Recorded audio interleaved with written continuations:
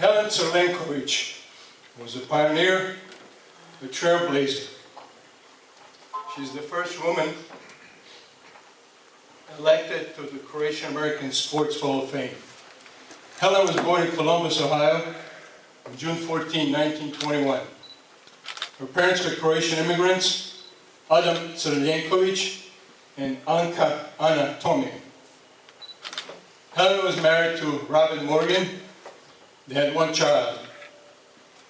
It is my honor to introduce the daughter of Helen Crlenkovich, Barry Lee Crlenkovich Morgan.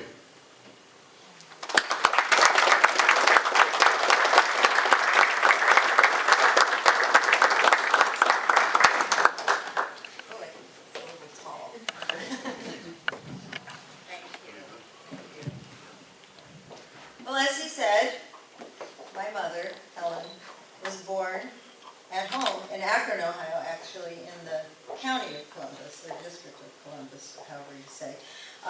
She was the first generation born here in the United States. Her father and mother came through Ellis Island, he in 1912, and she in 1916. He was 19, she was 16. They both settled in Akron and both worked at the Goodrich factory. And I'm assuming that might be where they met. They were married in 1918 and had a daughter, Catherine, in 1919, and then my mother came in 1921. I'm not sure when, but within about 3 or 4 years after they were married, they split up. My grandmother took her 2 daughters to New York State, ran a boarding house, and during Prohibition supplemented her income by making and selling bathtub gin. So Helen's interest in swimming began at a young age. I understand most of her water sports took place in the Hudson River, but I wish I knew more. She died when I was only 7, so I don't know too much about her very early years. However, in 1934, at the age of 13, she and her mother had a man named Jack drive them across the country from New York to San Francisco. And once they were settled, the first thing Helen did was to find a swimming pool because her dream was to become a great swimmer. And in my mother's words, I'm going to let her tell the story, the outset of my aquatic career was anything but a brilliant one. I was 14 years of age, gawky, and just a little bit scared when a San Francisco playground director sent me to Mr. Phil Patterson, one of the West Coast's outstanding coaches, because he believed I had possibilities as a swimmer. Mr. Patterson put me on the customary 30 days probation, and at the end of the month he shook his head, convinced that I was unlikely to become a better than average swimmer.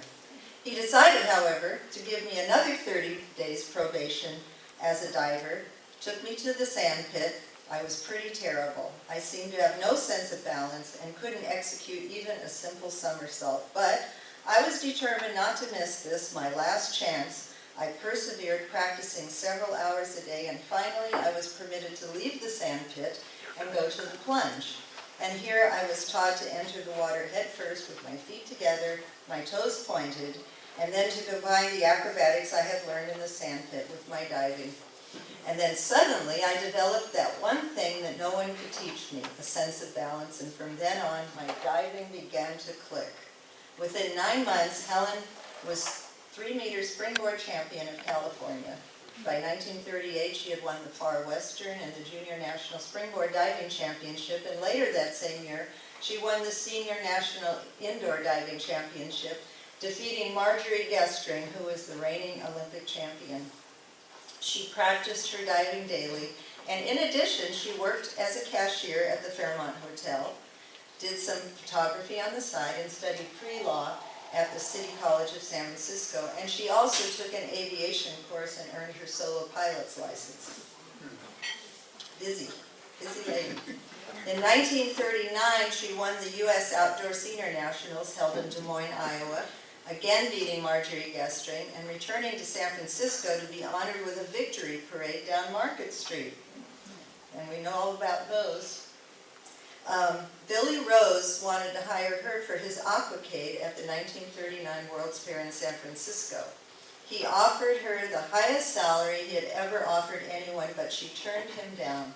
You see, unlike today where athletes can accept sponsorships and perform in certain events and still compete, back then you couldn't even accept $1 that had anything to do with your sport, and because only amateurs could compete. And Helen was looking forward to the 1940 and 1944 Olympics. Billy Rose was very disappointed. He said of Helen, "I don't feature women divers in my shows, but Helen Crlenkovich is an exception. She is the only great woman diver I have ever seen in action. I hope to star her in my show. She's the most graceful creature I have ever seen dive off a 10-foot board." The starring role eventually went to Esther Williams, and we'll hear about her a little later. However, Helen could be forever seen by all as the diver in Diego Rivera's huge mural, Pan American Unity, which is painted, it was actually painted during the 1939 World's Fair in San Francisco. People could come and watch him paint it, and now it's on display at the San Francisco Museum of Modern Art. Between 1938 and 1942, Helen won 7 national championships and was hailed as the greatest woman diver of all time. Her list of dives was far more difficult than most of what the men had achieved. She was the first woman to do a full twisting 1.5 and the forward 2.5 somersault in the pike position. And remember that back then the diving boards were made of wood and covered with a rope mat, not like today that are made of fiberglass and are able to catapult the divers to do multiple twists and turns. And because of all the great divers were from the United States at that time, she was considered the best in the world and favored to win gold at the 1940 Olympics in both platform and springboard. But alas, the Olympics, which are to be held in Finland, were canceled because of Hitler and the war in Europe. As the war was raging, it became obvious that the 1944 Olympics were also going to be canceled. So in 1942, Helen decided it was time to move on and concentrate on her education. As her coach Phil Patterson had enlisted when America joined the war effort, Helen stepped in to coach some of the younger up-and-coming divers. Due to her kindness and humility as well as her talent, she was the 3rd most photographed person in the country behind Eleanor Roosevelt and Shirley Temple.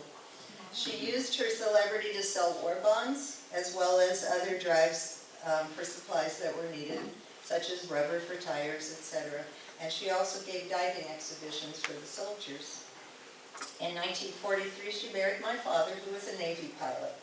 And after the war, they rented an apartment in Los Angeles and just a short distance from the LA Coliseum. And it just so happened that the Senior Nationals were being held in August of 1945 at the Coliseum. After a 3-year absence from diving, she decided to enter the competition, and she won both springboard and platform, winning over Vicki Draves and Zoanne Olsen, who later took gold and silver at the 1948 Olympics in London.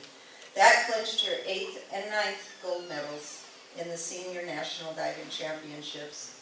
Zoanne Olsen said, "As long as Helen is diving, we don't have a chance at first place." After the competition, she finally turned professional, and between 1945 and 1950, she starred in aquacades traveling with Larry Crosby and Buster Crabbe. I came along in 1947. And by then, Esther Williams was involved in making swimming films. Since Esther couldn't dive, Helen was called to do the diving for her.